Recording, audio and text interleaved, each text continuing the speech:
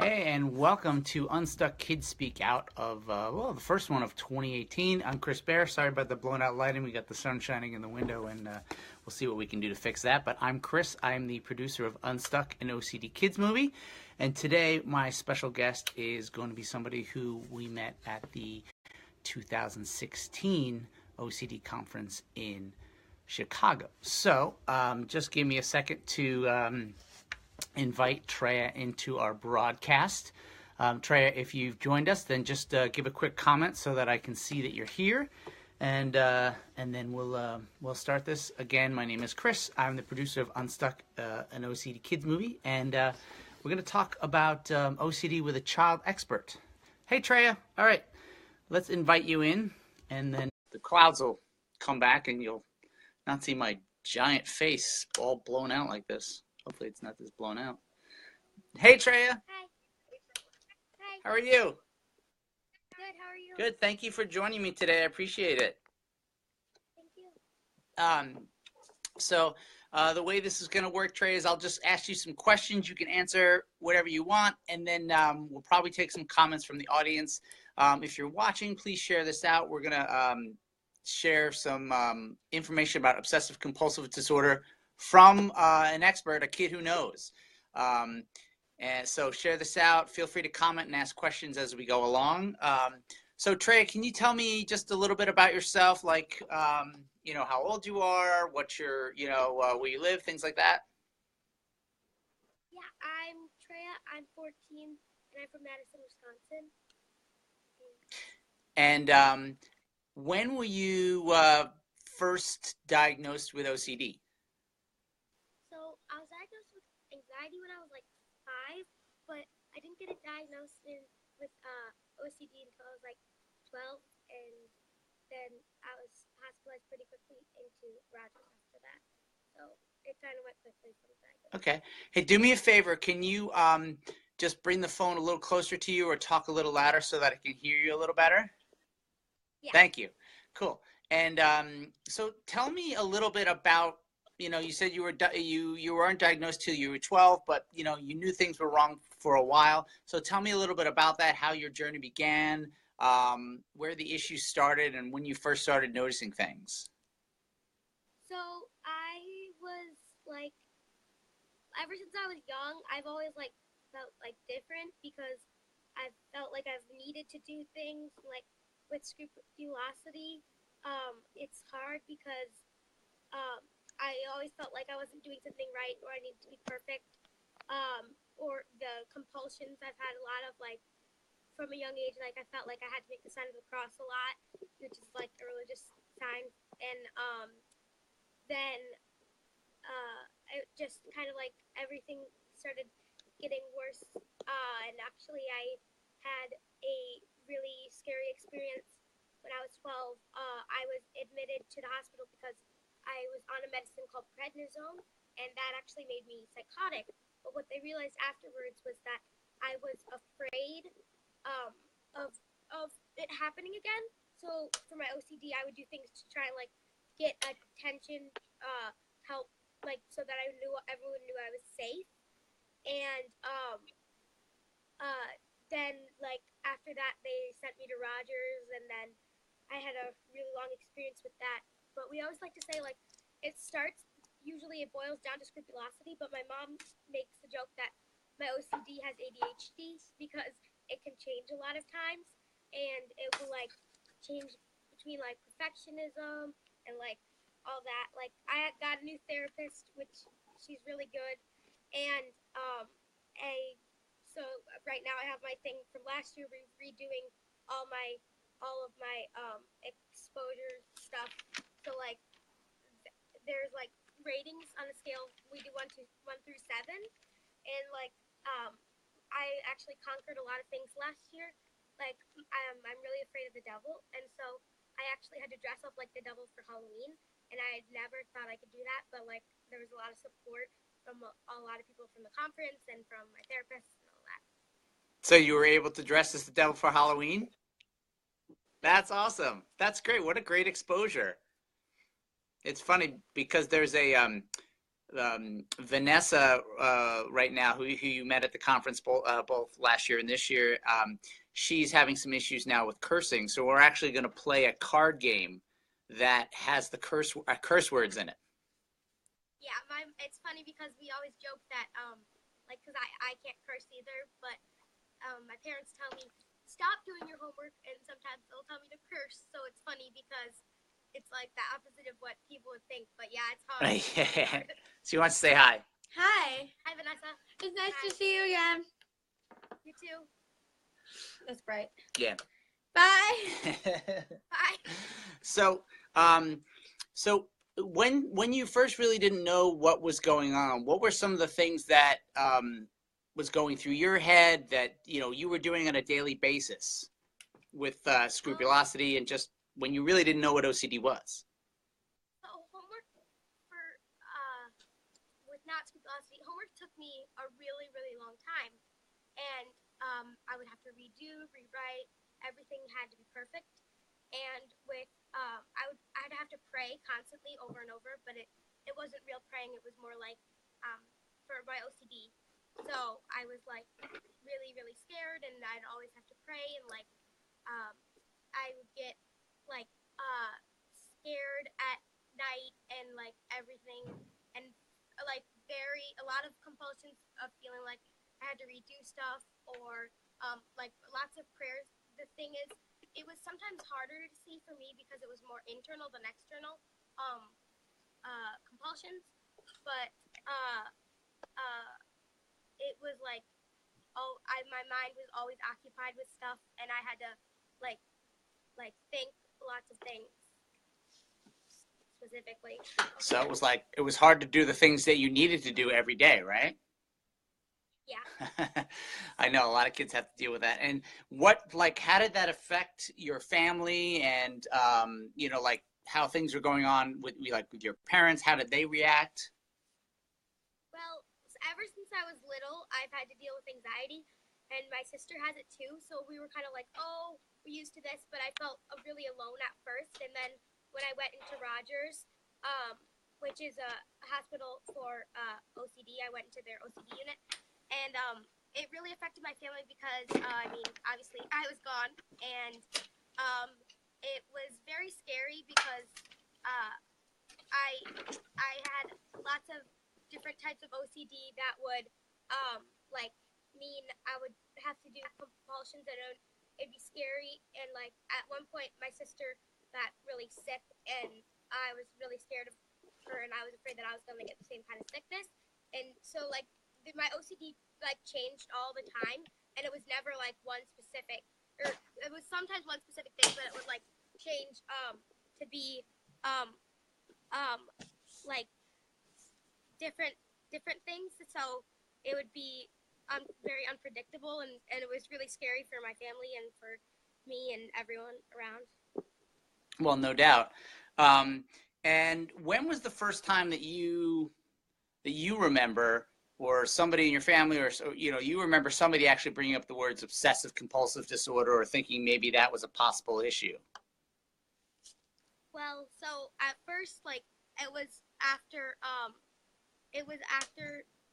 I was in an inpatient hospital for my experience with psychosis, and it was very like someone said it, and then my parents were like, "Oh my gosh," and my psychiatrist was like, "That makes a lot of sense," and everyone just was like, "Yep, that's what's going on," and everyone kind of came to a conclusion that, "Yep, you've got really bad OCD," and so I didn't know what it was because I was like, "Well, I'm not super neat, like, and all the stereotypical things you'd think for OCD." I was like, "No, that's not really me," and then people explained how different it can be, and I was like, oh my gosh, like reading about it, I'm like, that's defining me right now.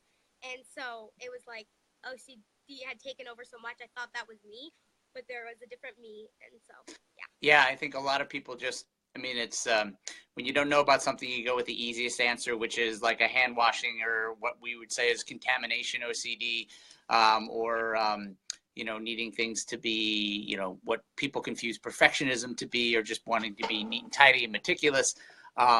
but there's a lot of different, we have, you met Holden at the conference this year, and he had superstitious and magical thinking. That was a totally different thing. And I know that Ariel from the film also kind of dealt with a lot of scrupulosity. So how would that, can you explain, so scrupulosity, or is kind of like religious OCD, right? How did that affect you, and what were some of the things that OCD was telling you to do to ease your anxiety? So with my scrupulosity, like, it affected a lot of things because my family is a very Catholic family, but like my parents knew something was off, and my dad had worked in the church before, and he'd seen scrupulosity. So once it was kind of like said I had OCD, they were like, oh yeah, for sure, scrupulosity. And people, like, I would feel compelled to like literally drop down on my knees and pray, or like I said earlier, make the sign of the cross a certain number of times. I still can't swear. Like, normal behaviors for people were really hard for me to do because my biggest fear was I'm going to go to hell. So, like, I couldn't touch red. I obviously was very afraid of, like, saying the word hell or anything like that. And it was very much internal, so it was hard for people to see, other than, like, me kneeling on my knees and like that. But, like, with holy water, like, when I went into church, I would have to, like, go, like do that, and then I felt like I couldn't wash my hands for a while afterwards because it would be getting rid of the holiness. And so it was a lot of that kind of stuff like that. Thanks. If you're just tuning in, we're doing, this is Unstuck Kids Speak Out. We're talking to Trea. She has OCD, and, if you have any questions or comments, or you want to share this out to other people, learn something about different types of OCD, and from a kid who's been through therapy and is fighting it every day, feel free to comment and ask and interact. We're here to help. So Trea, when you first, they brought up this thing of OCD, and you first maybe had to go to therapy, do you think it was real? Did you think OCD was, real, or was it just a quirk that you had? How were you processing it? I was, like, very, like, at first I thought everyone had to do the things I thought I had to do. So I was confused because my OCD made my OCD seem like, oh no, this is you. People are just trying to get rid of your personality traits or all those things. But then again, I hoped it was real too, because I wanted it to be fixed. But it all went, like, super quickly from diagnosis. So yeah, it was a hard thing because I wanted it to be real, but then my OCD was like, no, this is not real. This is, like, in your head. You're hallucinating, or, like, all these things, like, you're actually crazy. And, like, I have a very, very, very good psychologist, and he was helping a lot. And my therapist, when I got back, was really, really good. When I got back from the hospital, was really, really good too. So everyone was just very, like, no, this is what you have. And, like, I would feel like I would be imagining things because it was very confusing to my brain that this could be all happening. So yeah. And when somebody first explained to you what ERP, or exposure and response prevention therapy, was, did you think they were absolutely crazy? Yeah, I was like, no. So, like, I actually, when that was first introduced when I was at Rogers, and I was, like, thinking, like, these people literally are just wanting me to go to hell. They're wanting me they're, like, leading me towards sin and, like, all these things. And, like, I was like, no, I'm not going to do that. Like, and when it became to reality, you don't get to go home until you have conquered some of this. You need to step up and do it. I don't know how I did it, but I did it. And it was crazy to me because I was mad that after a while, once I found that it was working, because I'm like, how can this be? And so it was really stressful. No doubt.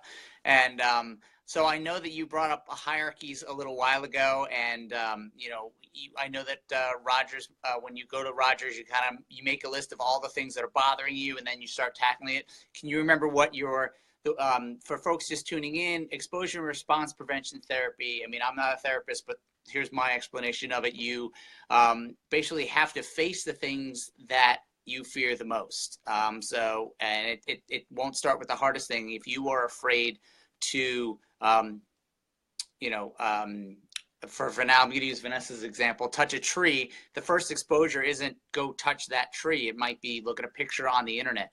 It might be get a book out of the library that's about trees. Then it might be, looking at the tree from 100 feet away, and then every day getting a little closer to it. So you work up, you start with what you feel, and the person that the patient feels is is like a 1 or a 2, and then you work up to what would be like 10, which would be the ultimate, or what you would say would be the hardest thing, give you the most anxiety.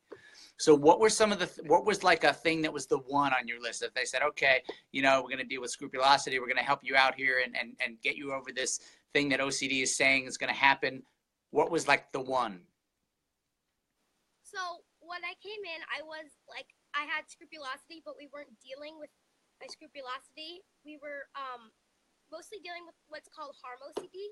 And because I had an episode of psychosis because of the medicine I took, I was afraid that I was going to hurt myself.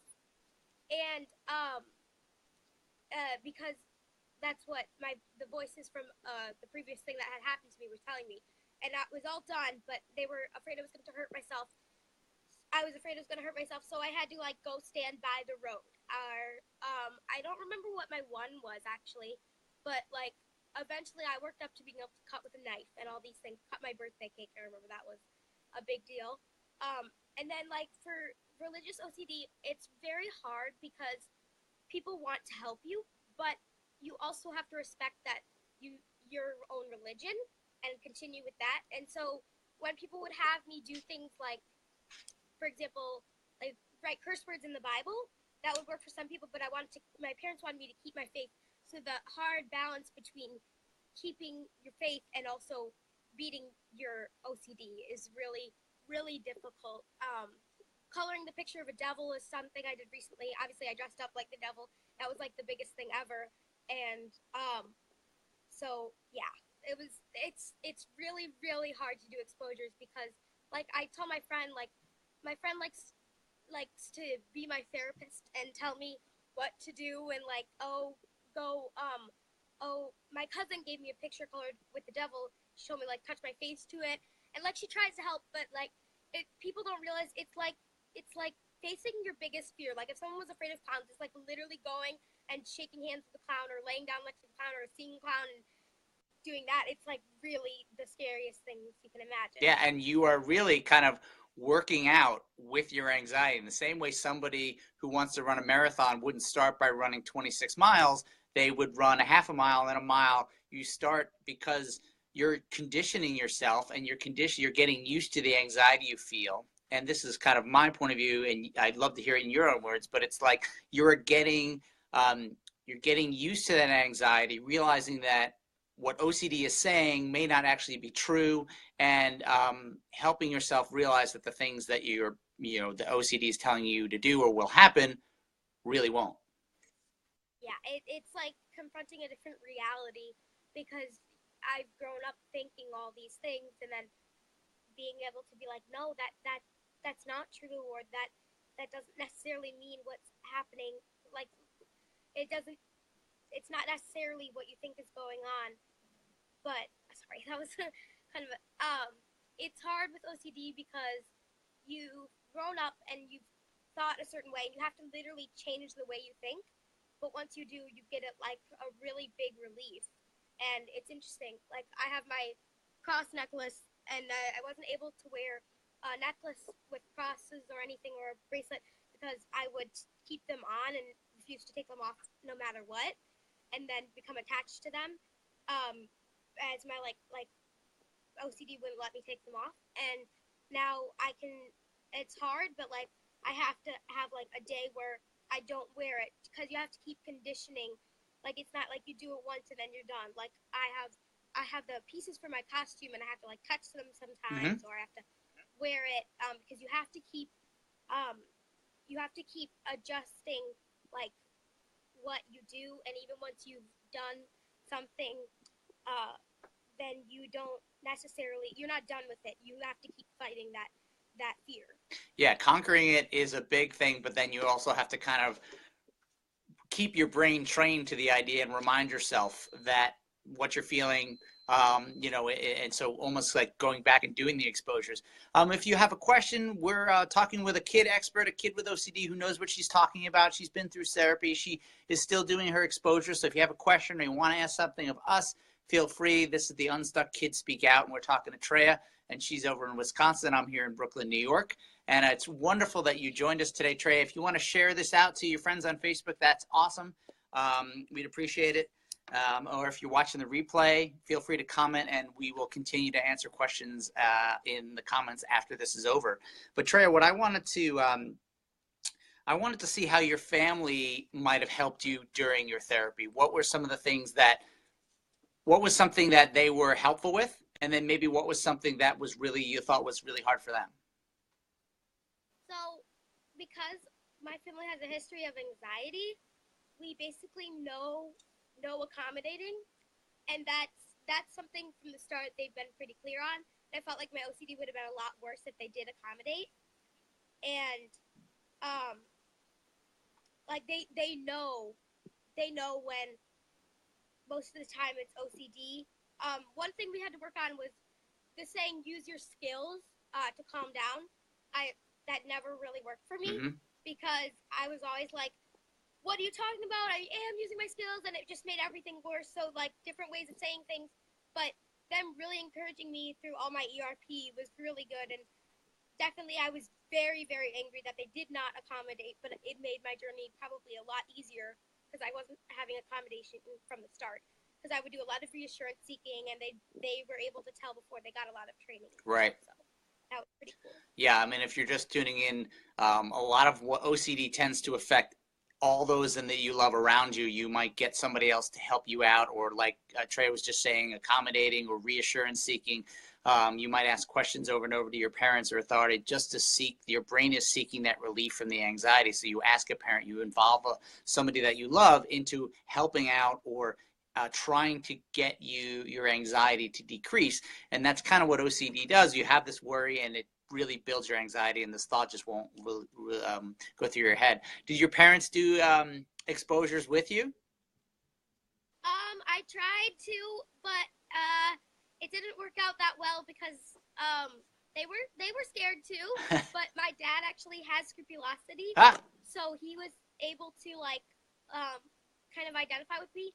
There were good and bad parts of that because when your parents saying, "Oh yeah, I know this, I know this, I know that," it can help you, and it can also be irritating. But my parents, my mom, my dad we found out he's afraid of heights this year, and my mom is a little bit too. But my dad's been going up and hanging Christmas lights, and this year my mom went up and hung them too. So I thought that was kind of cool because whenever I'm with someone, they're afraid to do something. I'm like, "Oh nope, that's not fair. You put me through all that. You were going to do it." So I'm like, "Nope, I had to go through that. You get to go and do something you're afraid of." So I mean, I guess I get to use my experience as like a nope, you're doing it too. So yeah. And how that's actually that's another thing that that I found talking in general with kids who have gone through any mental health issue. There's a different perspective that you have because you've had to fight something that is very scary, and you're also very young. So has that changed? Your issues with OCD and scrupulosity, has that affected how you might deal? Like a friend of yours said they were depressed, or a friend of yours said or was going through trouble. Has that changed how you handle friends or when you hear of other things? Definitely. Like ever since I got anxiety, everyone's like, how do you know how to deal with all this stuff? And like your own experience gives you so much insight about other people and how to help them. And like sometimes we use the word triggered because we're afraid. But like my friend was going through OCD who was at the hospital, the same kind of OCD. I was like, oh my gosh, I'm too scared to go by her because like she talks about it too much. But then I'm like, I'm also at a position like nobody else where I can help.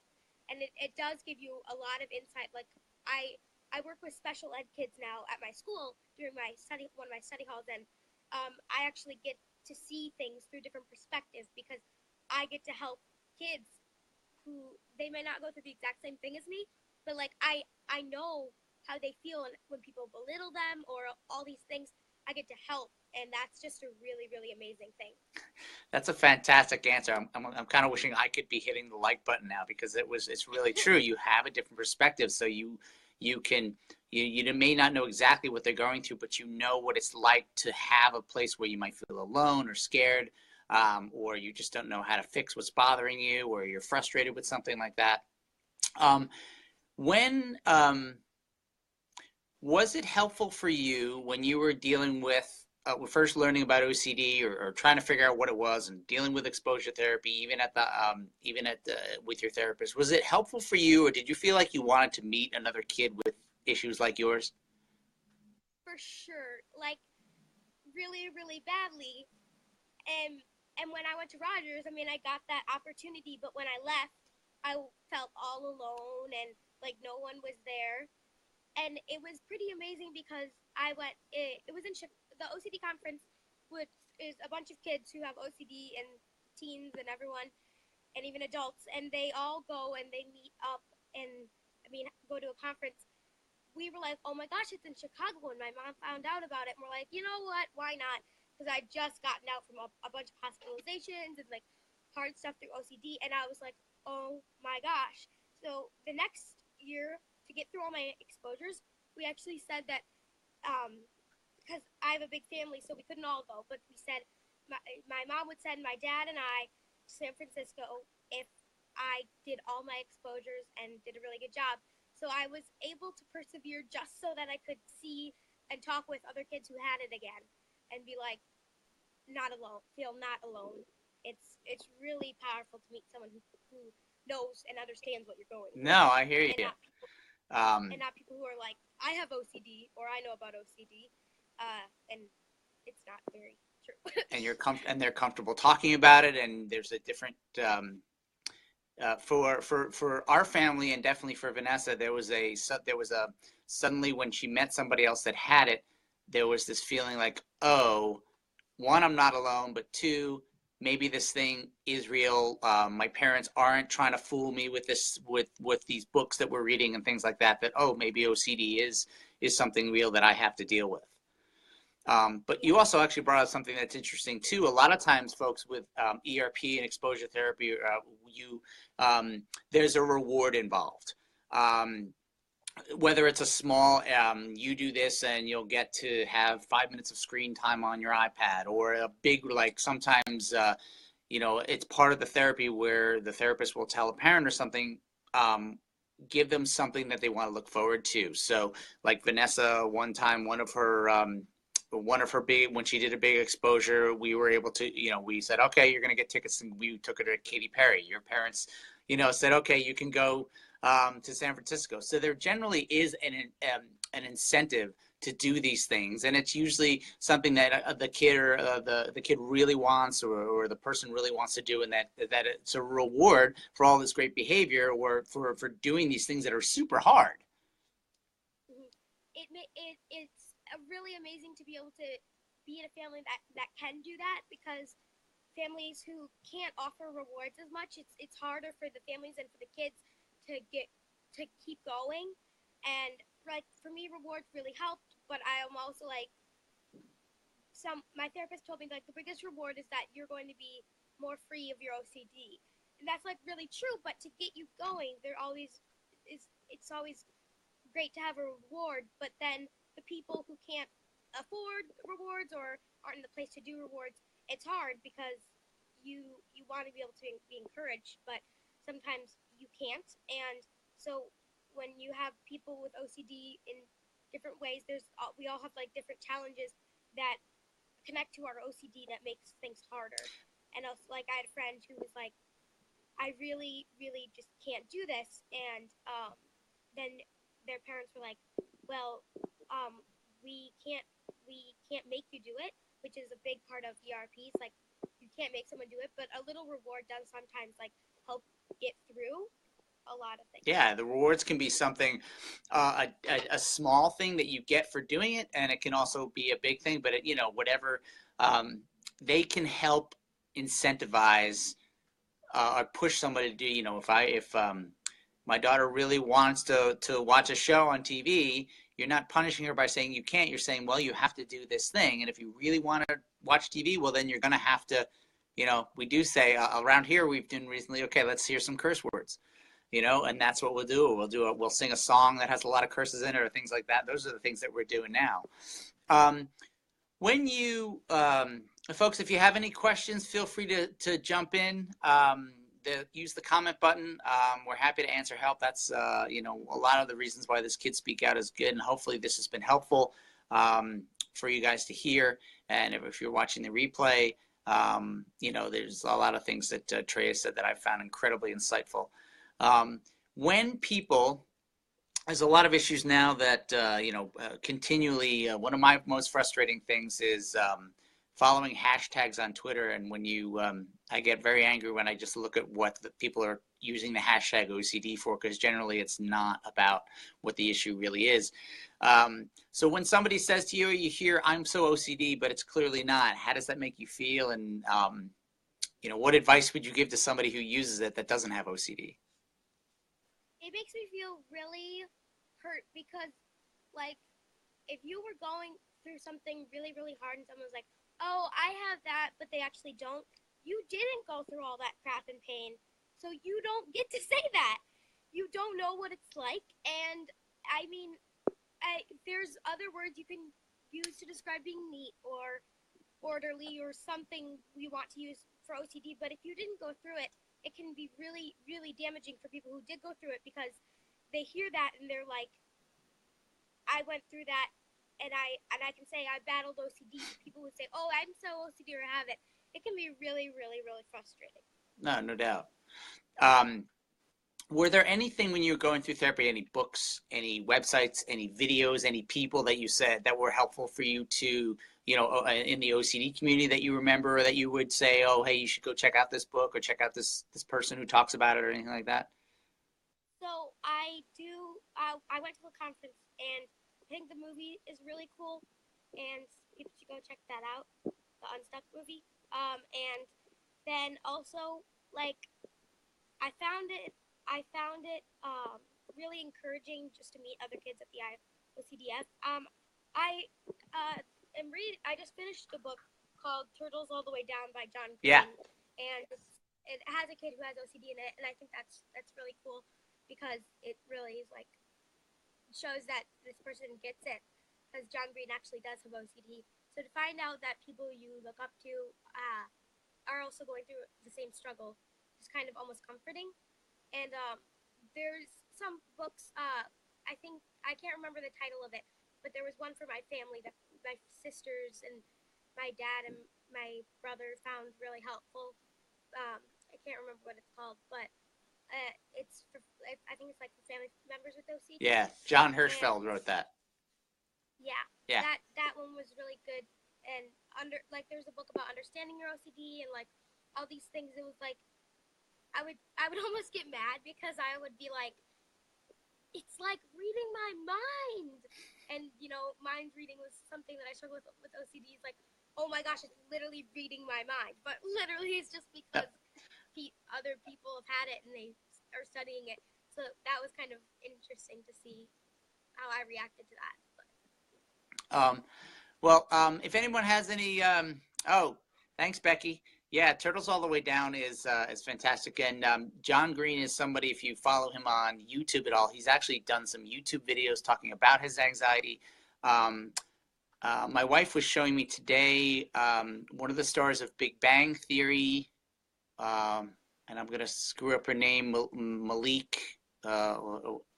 Malcolm Bella. I don't know. She is in Big Bang Theory. She has on her Facebook page, she just did a video about her anxiety, and I believe she has OCD. I know that there's a movie called Angst that just came out that Michael Phelps, who's the Olympic swimmer, is talking about his anxiety. So there's a lot more people that are advocates like Trea here who are sharing their story, and by doing so, hopefully, over the more people that do it, the more of us that do it, the easier other people will have to talk about their issues, and the more the people who don't have them will understand that they need to be a little more sensitive in what, and how they use the phrase OCD, or how they use the phrase anxiety, or how they use the phrase bipolar, or anything like that. Yeah, for sure. I mean, it's kind of cool. The people, like John Green videoed into the IOCDF conference one year, and it's kind of cool when you find out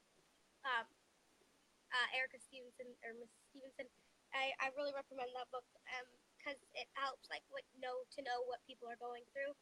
And this girl struggles with OCD, and it's really good to have a community when you're struggling, because you feeling alone is one of the worst ways to feel when you have OCD, because you already feel like really bad, and you already feel really bad, and then feeling alone on top of it is really, really hard to manage. It's actually interesting that Erica just commented that they're reading Turtles All the Way Down as a school assignment, which is great. One of my daughters, for one of her school assignments, the whole grade had to read Wonder. So that's another, completely different topic, but those are ways that more people can understand and talk and have discussions about when things are different, or how other people look different or feel different or act different. And we all know that health is physical plus mental. So the more this is happening in conversation, the better. And I'm conscious of your time. I don't want to take up your whole day. Is there anything else, any advice that you would give to people watching or watching the replay to say, when it comes to OCD, these are things that helped you? And I would say support is really good. Just going out and doing normal stuff, like being a kid, if you're a kid, is really important with OCD, because our brains don't give us much time to be kids, and it's really important to just know that, you're still a kid and you still got lots going for you. And yes, I miss Logan too. And hey, Ed. It's just support is really good, and knowing that you're still a kid, and be patient when going through ERP, because it is really, really, really difficult. When you were, when you got yourself in a better place, and that you were able to kind of feel more confident and overcome some of the OCD issues, were you able to go back to and do some of the things that you really liked that maybe OCD was keeping you from? Yes, actually, I felt more peace when I was praying rather than anxiety, and with friends, I actually have a service that came because I was in the hospital, and she actually just takes me, and we just do stuff for fun to be kids, not her being a kid, but so I can be a kid. We did laser tag. There's it's a really amazing opportunity, because I can forget about my OCD, or I can do projects that show how much I've gone through, and it's pretty amazing, because once you let go of all the things that have made life so hard because of your OCD, and do some exposures and conquer those fears, it's like a new freedom that you've never felt before. What was the what was the hardest exposure that you remember having to do? That's probably dressing up like the devil. It was really, really difficult, because I was so scared, and I'd said it as a joke the year before. I was like, oh, next year I'm gonna be so much better. I'm gonna dress up like the devil. But then my therapist held me to it, and I was like, oh no way am I doing this.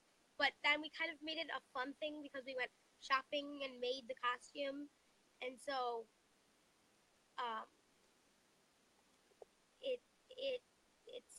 it was kind of cool. That's great. And I love the fact that, what you were telling me earlier about when you initially were diagnosed and you went to Rogers, which is a very specialized place for treatment about OCD and other mental health issues. You still were able to, 2 years later, focus on something that was super, super hard. And a lot of times what Rogers tends to do is get people to a place where they've overcome everything. So it's really great that you kept with it and that your therapists have been awesome with you, and have been responsive. Have you kept in contact with any kids that I know that I was able to get in touch with you because Vanessa has your number, but are you keep in contact with the kids that you've met at the conference? Not much at the conference, but some of them. We this year I met a bunch of other teenagers, and that we kept video chatting for a while. I don't have my phone anymore, but when I did, we would video chat a lot. And also, one of the kids from Rogers, it's helpful to have people that you can count on that have OCD, but it can also be a little bit sometimes harmful, and you just gotta watch out when people are struggling not to take it on. Because I'm a person who takes on everybody else's things and gets anxious from what they're going through, and I have enough going on myself that I can't afford to take on everyone else's things. So you just have to be careful when talking with someone who's struggling that you're not getting dragged under too. Yeah. Because that can be hard. Yeah, it's there as support, but again, you were saying before, parents sometimes were accommodating. It's you can't accommodate, as a friend or even as a support network.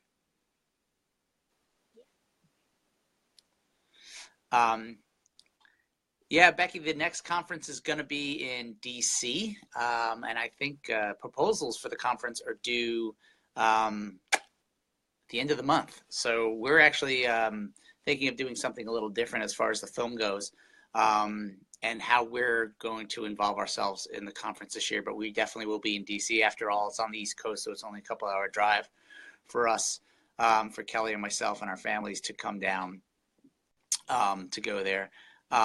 You're welcome, Stacy. I appreciate it. And Stacy is somebody who's been fantastic. I don't know if anybody can see the comments. Stacy runs Stacy, can you put the name of the OCD group as a comment? I just forget it off the top of my head, but Stacy's putting together a fantastic group which has tons of resources.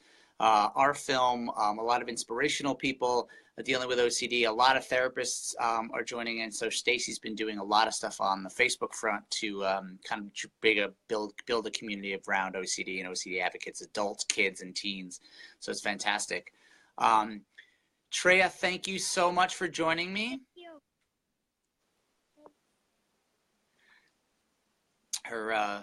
you. Your video is breaking up a little bit, so let me just vamp here for a little bit until hopefully it'll settle back in. Just say hi when you're